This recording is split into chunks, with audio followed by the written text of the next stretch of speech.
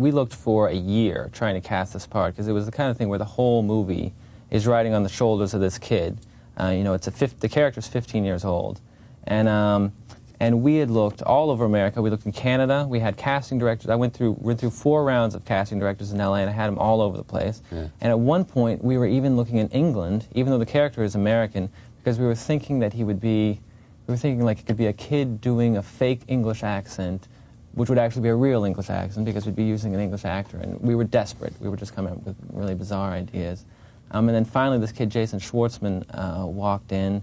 And I just knew within about 3 minutes that we could actually make the movie, that we weren't going to have to shut down. What did he have that made you so euphoric? Well, I think the main things were, the first thing is, I mean, the other movie we did is almost all with unknown, or people who just weren't actors, non-actors. And so I'd kind of had some experience with casting those kind of, you know, people.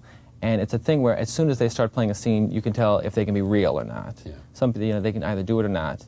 And then beyond that, it was that and he was very real.